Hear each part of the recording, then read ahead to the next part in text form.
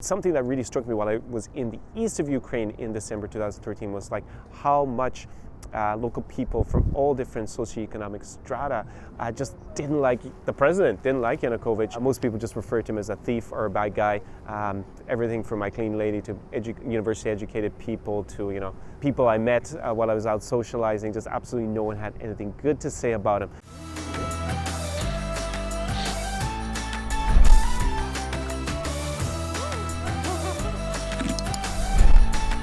SAR Experience. Всем привет and welcome back to another Vodka Vodcast with me, Connor Klein. This is the SAR Experience, and today's episode is kind of a poignant one and a very special one. It is from here, which is Maidan, which is the independence square in Kiev, the capital of Ukraine, and it's just a little bit over 5 years since the Euromaidan revolution. And I was actually here for part of the revolution, actually here on the square in Maidan, and also in the east of Ukraine, in a city probably a lot of you are familiar with from the media, which is Donetsk, as it's under control of pro-Russian separatists for the last few years. But I was there actually during the beginning of the protest. I came here twice, basically, December 2013 and February, actually. Yeah, it wasn't January, it was February 2014, just towards the end of the protest. So I was there basically here at the beginning of the protest and at the very end. So in today's podcast, I want to give you a little bit of an understanding, an overview of what it was like to be a Western European and come here during a time of revolution. Because a lot of you will, of course, read and have seen a lot of the images on the TV and the more kind of traditional mainstream media, or in kind of independent media, which a lot of it is propaganda. So this is going to give you my understanding. This is not going to be an overview of all the events that happened during the protests. You can, of course, go and look at other documentaries, TV reports, just do your research and try to get a good, reliable overview of the information, different sources, and of course you can always look at Wikipedia and at least get an overview of the facts of what happened. What I want to communicate with you here is because basically a lot of you asked me about my experiences in Ukraine over the years, and this was actually a pretty important one when I came here to see the protests for myself. So I just want to communicate that with you. It's one person, me, my experience, and my kind of understanding of what was going on. Now, a few things to start with. I do have a background in international relations. I actually studied the former Soviet Union, so I was very familiar with the political context. During the revolution, I had actually seen the revolution, the previous revolution in 2004, the Orange Revolution, from the US, because I was studying international relations there at the time, and it had been something that I thought would be really cool to have come and actually seen for myself in my own eyes at the time. And then of course that wasn't possible, but later, as it transpired at the end of 2013, 2014, the opportunity did present itself and I came here during the protests.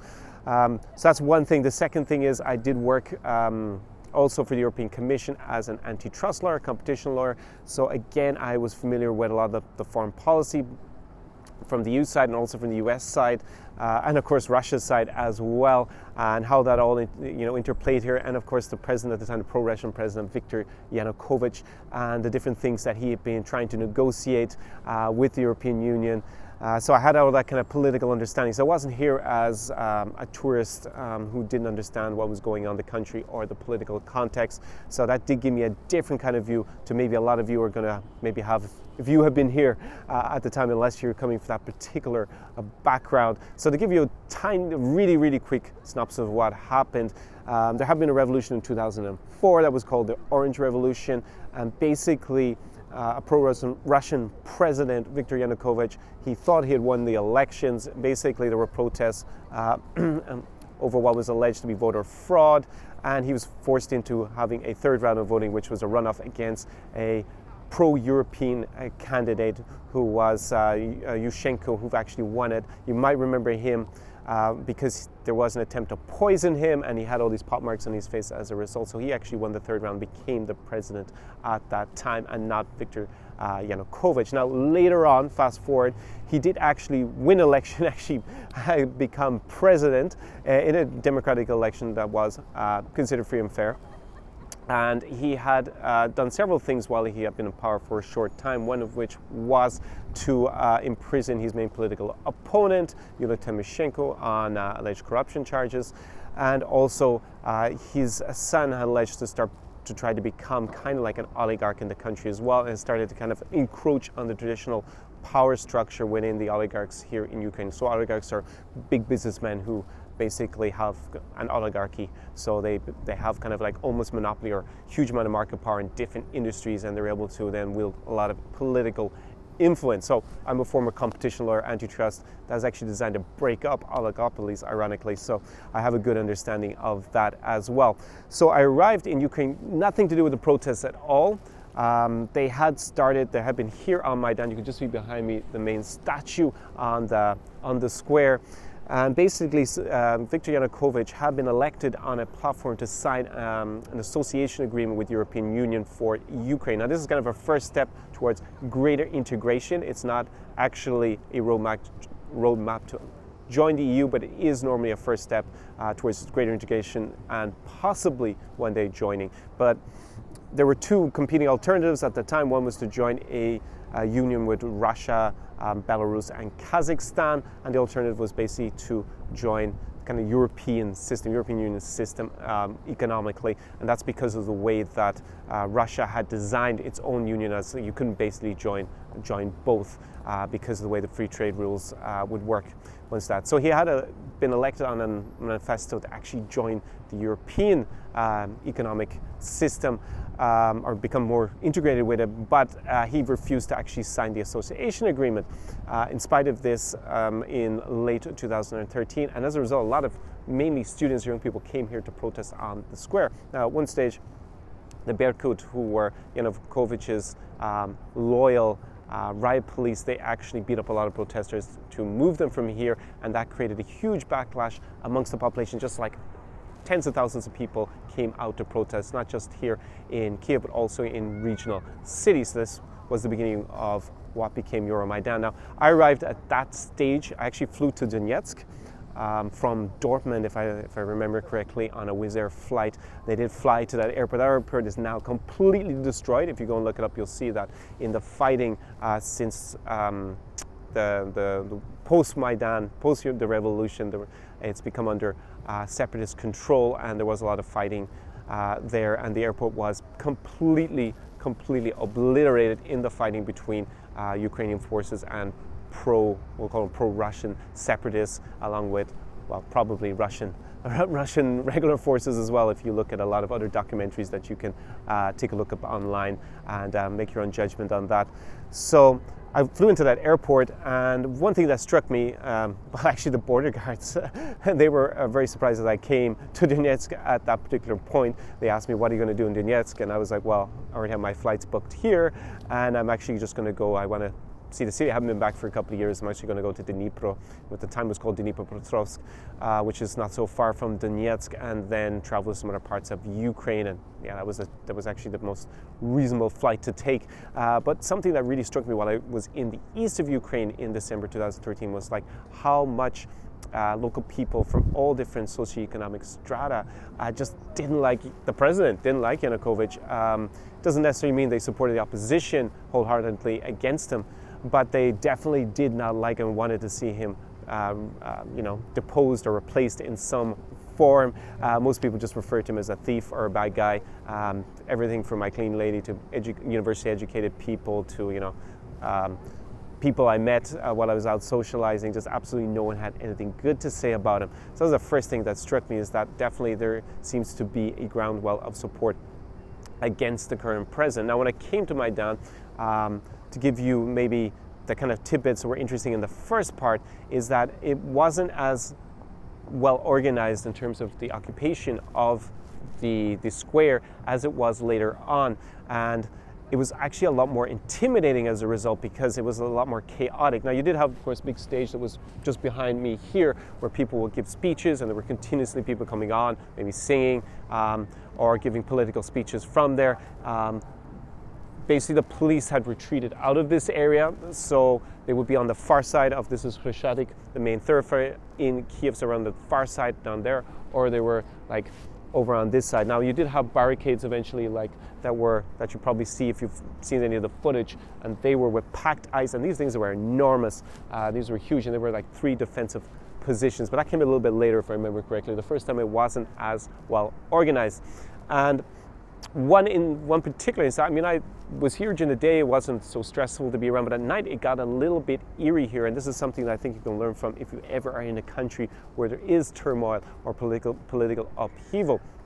There have been reports of young people in particular who are leaving the protests being abducted by what were known as titushki, which was basically plainclothes thugs, normally who were pro-government, so not the regular riot police or the regular police, but just plainclothes for-hire thugs. And some of them were found murdered in the woods around Kiev, and others were beaten very badly and then thrown out of vans or cars or just dumped somewhere.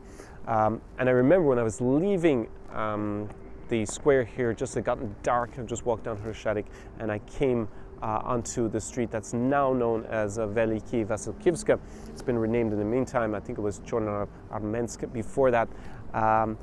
A guy approached me speaking in Ukrainian, asking me if I'd just come from the protest, which was pretty unusual in general, because most people, if they approach you on the street in Kiev, probably, if they don't know you, address you in Russian as opposed to Ukrainian. That has been changing the last 5 years. Ukrainian is a little bit more as a language prominent here, but at the time it struck me as a little bit odd. And beside him was a van with an open door and 3 very thuggish looking guys sitting there. I just didn't answer. I walked past. This was kind of the profile of people who basically abducted people who would have looked more younger and maybe more Western dressed, who've been coming from the protests. So that was a very eerie moment, because I reflected on it afterwards, and I was watching the TV and hearing about these reports that maybe this would have been an attempt to see if I would say I was coming from the protest, and then just grab me and throw me in a van and maybe beat me up or something. I mean, being a foreigner, Western European here, I don't think that would have happened. I wouldn't have been beaten up or definitely not murdered, because the political consequences of that, of course, would have been enormous for the government at the time and the people who would have done it. So I don't think that was a risk. I would have been protected by my nationality. But if I had been Ukrainian and I had replied, then, you know, there are other precedents about what happened tragically. So that was something that I always kept with me afterwards, just like how, you know, things can change very quickly. And I think that's the lesson for you. You really need to understand, you know, the political landscape, and, you know, have an exit strategy for somewhere if there is political turmoil where you are traveling, and not get caught up in it. It is very interesting and something that you can learn a lot from, of course, being here and observing it, but at the same time you need to take care of your safety. So just being aware of, you know, what the potential dangers might be and just avoiding them. At this stage of the protest, people were not being shot, you know, on the square or anything like that, so I didn't feel like it was dangerous to come down. But this one incident did leave me a little bit startled, especially when I was watching the TV in the days afterwards. So I left, and I hadn't, you know, I mean, obviously I followed the protest really closely, and I hadn't intended to come back. But then in February, like mid-February 2014, I was actually in Thessaloniki in Greece, and a good friend of mine, Ian, who was here at the time in Kiev, he basically wrote me and said, man, you got to come, like the protests are at a really high point, just get on a plane and come back. So I was like, okay, I'm bored in Thessaloniki. I wasn't really enjoying it that much. I'd just come in for a day or two, and I basically looked at my phone, booked a flight with Turkish Airlines, almost missed the flight, in fact, because I got to the airport. It took me a long time to get to the airport. Taxi was late, but I did make it, and I got on a plane via Istanbul and came here.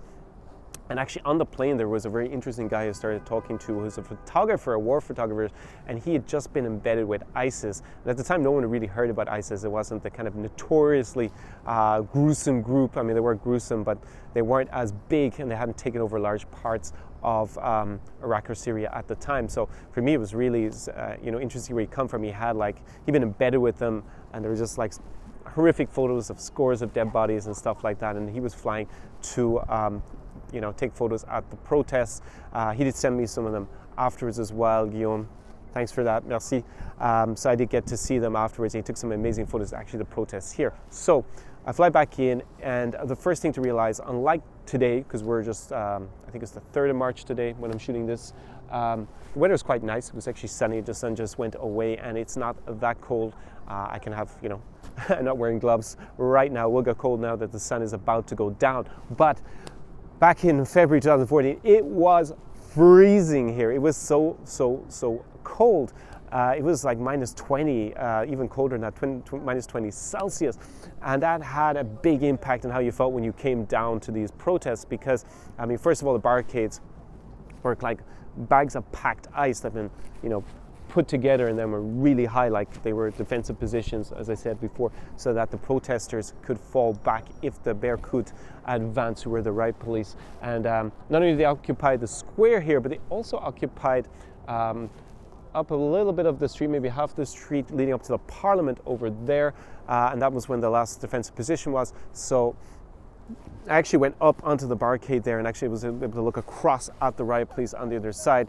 And what they were doing the days that I was here in, towards the end of the protest was actually just fire water cannon back, but it was, colder than minus 20. So if you get hit by water, you'll basically have to leave. Now there are several characteristics of the atmosphere here that were definitely very noteworthy, and one was the fact that the metro worked nearly the entire time during the protest. So actually you could take the metro station is just behind me.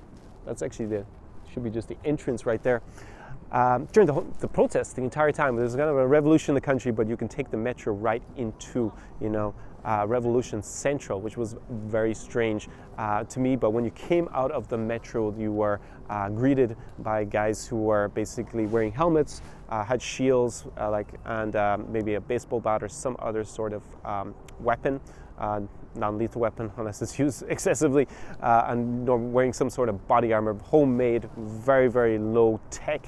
And normally they actually had a badge saying which political faction they were from, because this square was not occupied by one particular faction. There was like different ones from people from different parts of the country representing different political ideologies who were united in trying to get rid of Yanukovych. So things have become a lot more organized. Now, another thing that happened was, they had the barricades, stacked with this ice.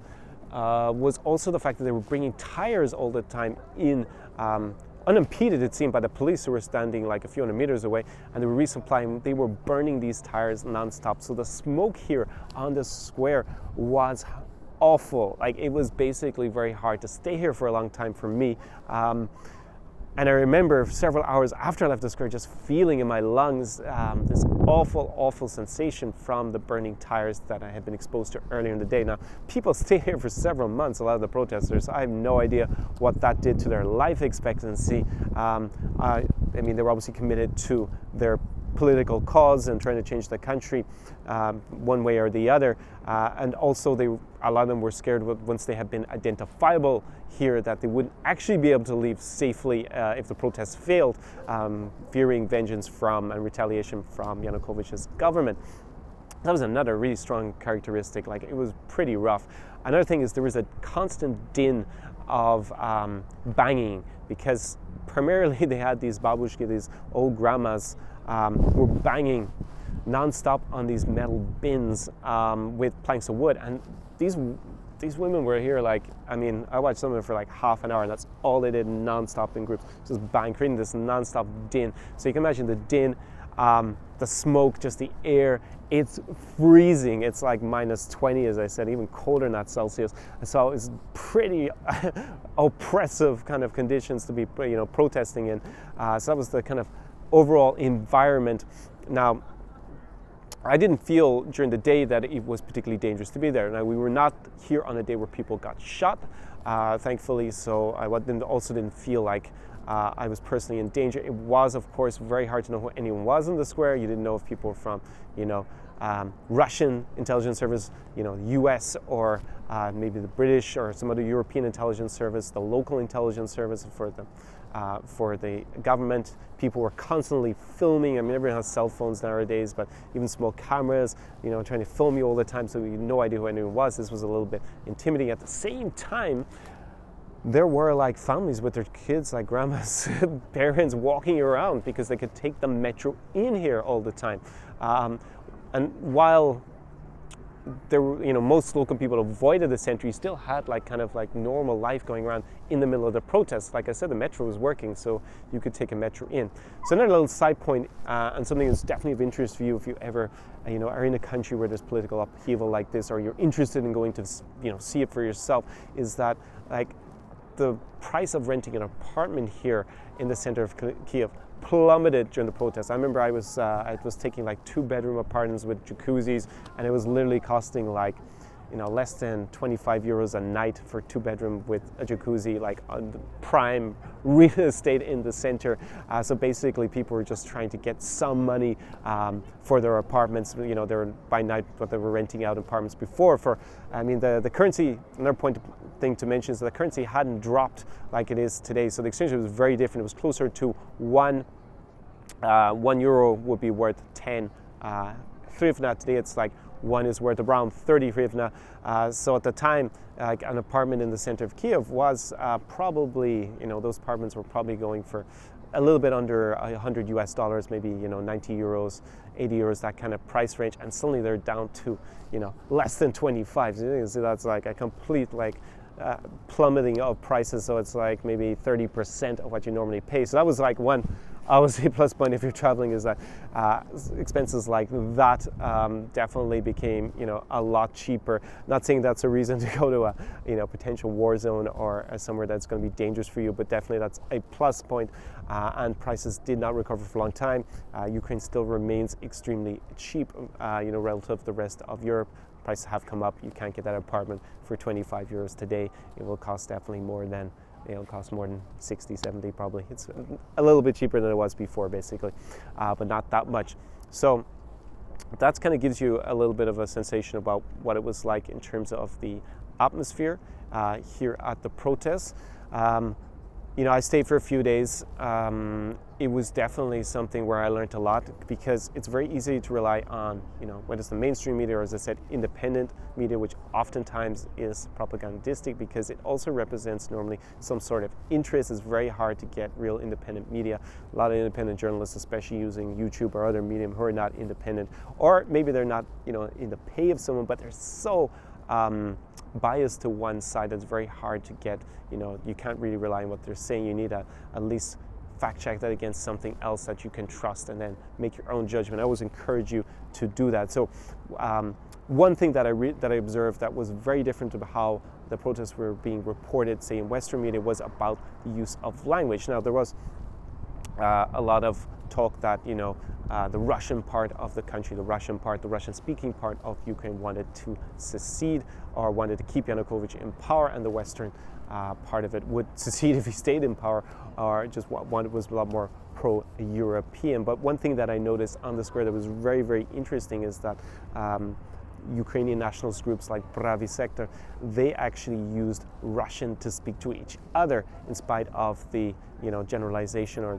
what was being reported that they were, people wouldn't be allowed to speak Russian here. But actually, Ukrainian nationalists were speaking Russian to each other, because language was not a major issue on, there were lots of people who were from Russian-speaking backgrounds or bilingual backgrounds, as well as Ukrainian-speaking backgrounds who were here. And that just shows you that far-right nationalist groups that are labeled as far-right, that they were actually using Russian themselves. So that was definitely, for that one particular group, definitely not an issue. And another observation that I had is and what I found really remarkable, is that there was very little looting here in Kiev. Now, of course, I read afterwards that some things were stolen and some 1 or 2 buildings were looted, but considering the general lack of rule of law, I was amazed, both during the protests and then in the aftermath of the protests, because we came back in April 2014, and these buildings were being occupied normally by paramilitary groups, but I think I saw some glass broken in one building near the towards the parliament. Besides that, very little. Now, which is really incredible when you think about it. There were shops, a lot of goods, a lot of things that could have been valuables that could have been stolen. But during the protests, it was pretty well disciplined here on the square, and that's because these groups were organized, and I guess looting wouldn't have helped their cause in the short run. Another thing to pay attention with, which I forgot to mention a little bit earlier, was actually where I'm standing. Pavestones were all used as missiles. So basically the protesters, they smashed them all up. So the whole thing was just the black kind of tarred underbelly of what is normally the roads, not the roads, but like the paving here, like the footpaths. They actually been broken in little bits, and then they were used as projectiles to fire at the police, the Berkut, who would have been on the far side, as I said, over near the over there near the Parliament in general, and they were actually had big catapults to throw fire stuff at them, and also to throw them at them. So that was another thing that was very characteristic about the protests. So as I said, it was very well organized. You had soup kitchens. You had people who came down as volunteers to cook for the protesters throughout the period. So you would see people line up. People, again, in general, had badges and they would get their food. So it is kind of a weird mixture that things were, at one stage, kind of chaotic, because obviously they're trying to overthrow the government. At the same time, it's quite well organized in terms of having facilities, like soup kitchens and these kind of man-made weapons, in a sense, because they were wearing body armor, and having these kind of, I guess, clubs or something, and a shield, and then using what was available, which were the footpaths and the paving stones, and using them as projectiles. Tires were brought in, old ladies banging on drums, but more than that, in terms of them armed, in terms of firearms or something like maybe knives, that I did not see at all when I was here. There was also the famous pianist who would play in front of the Berkut. He was there playing, if I remember, just over there a lot of the time. So that was kind of the general sense of what it was like to be here. Fortunately, I was not here the day that a lot of people were killed. About 100 people were shot, just under 100 people were shot dead in clashes between the police and the protesters, and their body armor was not able to withstand live ammunition. So tragically, a lot of people were killed. So you do have memorials here as well if you come here today. So my other impression I want to communicate when I was here was one that I did not think at the time that the protesters would win. I thought that eventually the government would just basically crush the protests, and then, I'm not sure what they would have done to the people afterwards. 100 people did die during the protests. So I would, it's terrible to think what could have happened if Yanukovych had been successful in managing to crush them. He did at one stage want the army to intervene. That did not happen. The Berkut did try to take the square. This all you can look up the actual timeline to the protest. They almost took the square. They were unsuccessful, and then very quickly he lost support, not just here in Kiev, but also of like political support in terms of the oligarchs, who some of them had still been supporting him, and basically he fled the country. And that brings me to what, the aftermath of the protest. If you come here, I did meet these two German guys actually here in the square yesterday, and they were really fascinated by the recent history, and it was part of the reason they come to Kiev.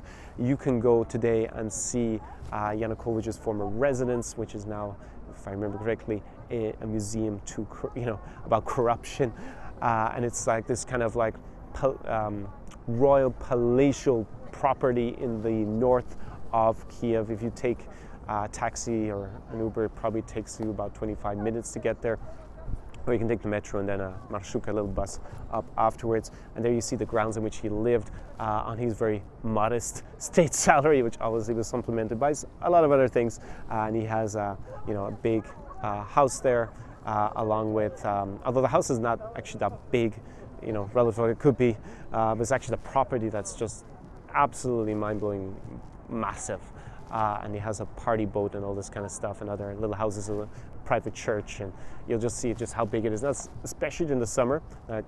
With this weather, it's not going to be as nice, but during the summer, it's a very nice part of Kiev to go and have a picnic or something, have a walk around. It's definitely, and for your kind of understanding of what happened here, it's definitely something that I encourage you to do if you get the chance. Here, of course, you have also a lot of memorials in the center of Kiev about the protests, and you can read the history and what's been going on. It is just after 5 years, so a lot of things have changed in Ukraine. One thing about the language, the Ukrainian language is a little bit more present in Kiev in everyday life than it was back then.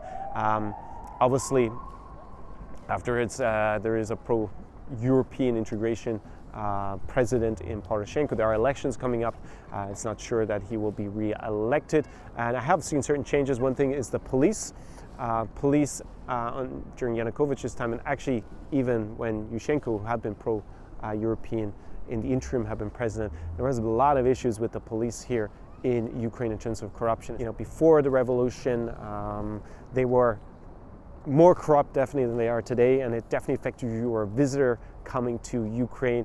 They had a tendency to shake people down, try to get their money if you were a foreigner. Like if you walked around Kiev or a big city like Odessa in the south of Ukraine without your passport on you, you're stopped by the police, they would try to get you to basically pay them money, or under duress, because otherwise they would take you to the police station and probably try to steal your money there. This happened a lot at the time. Thankfully, that doesn't happen today. They did reform the police force. They have different uniforms. They actually even have a different name, Policja as opposed to Militia. So that's definitely a huge positive development. And especially the last year or two, there's been a lot of investment in economic growth and new places here in Kiev. At the time, of course, there was also an economic crisis in Ukraine that had been provoked by Yanukovych's rule, which is also why he had an extra incentive to join Russia's union as opposed to integrating more into the European Union for himself, which was the fact that Russia offered him a bailout, basically offered him money, a loan, which they dispersed part of, which would have helped out the economy, because the economy was really in crisis. As I already alluded to, the currency, the hryvnia here, did drop considerably afterwards. The old exchange rate was about 1 to 10 to the euro. It's not that much different for the dollar. Probably at the time it was more or less the same for the dollar, 1 to 10.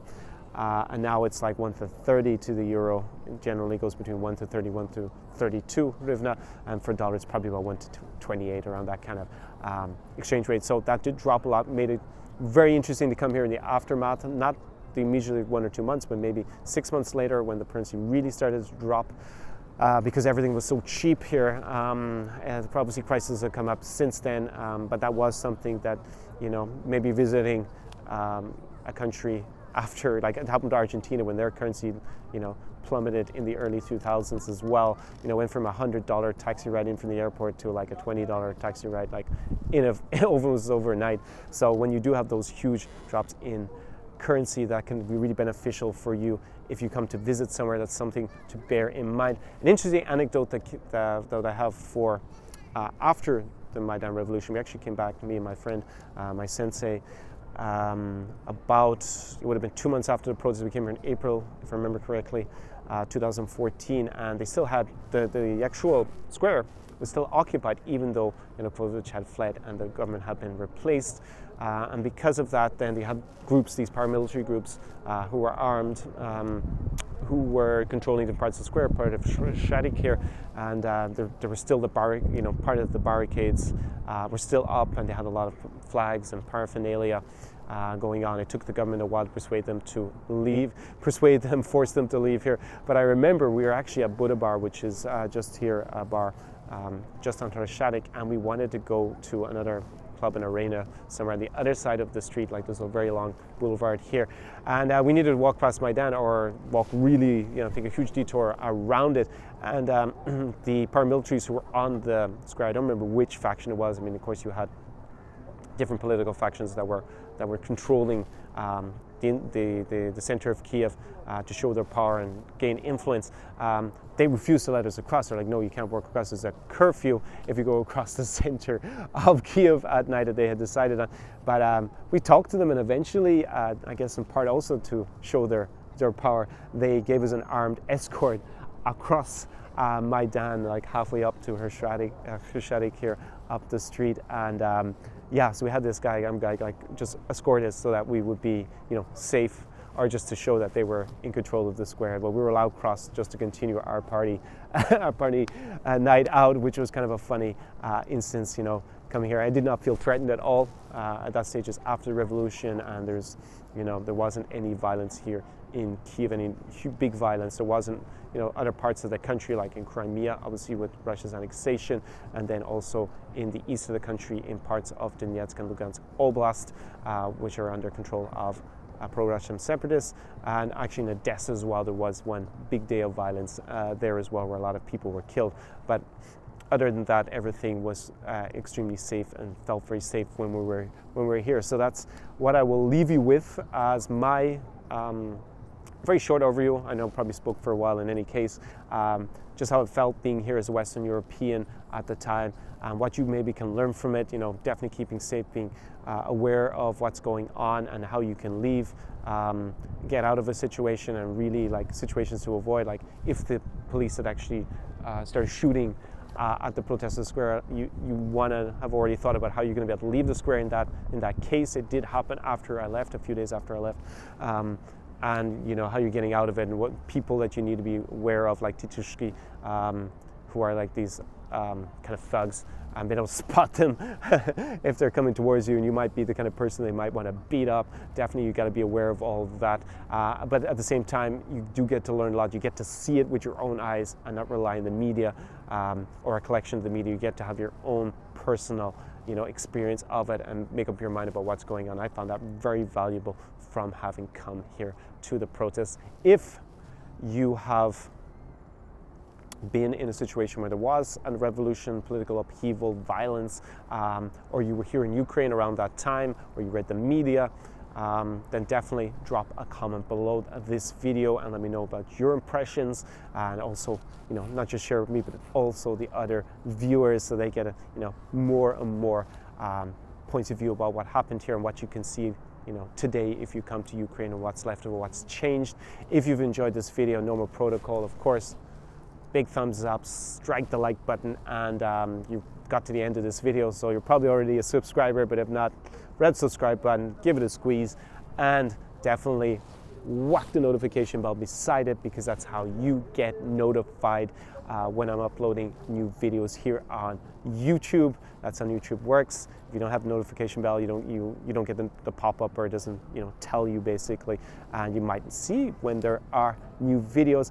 Going to be making a lot of new content in the next few weeks. As always, I'm going to be going back to Belarus. I still have not edited up and published the videos from Belarus, but I have been there on and off a lot over, probably at this stage it's probably 10 months.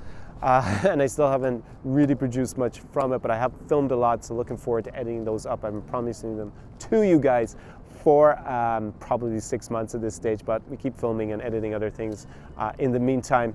So that will be coming soon, and I'm very excited about the traveling opportunities, especially for guys like you who watch my channel in Belarus. It's going to be a nice, interesting perspective to give you the differences between traveling in Ukraine and traveling in Belarus today, and the pluses and minuses for both of them, which I think is better for different types of travel and experiences. But definitely been very interesting in Belarus, to say the least. My trips there, and I'm going to be probably flying back on Thursday. Got a little trip to Lviv in between. Anyways, I'm starting to rant a little bit, so I'm going to end the video right here and wish you a great day, evening, or morning, depending on the time zone that you are watching this video in. And I will see you and all your smiling, enthusiastic faces for Eastern Europe in the very next video. Do pobачення, до свидання. Ciao, see you next one. SAR Experience.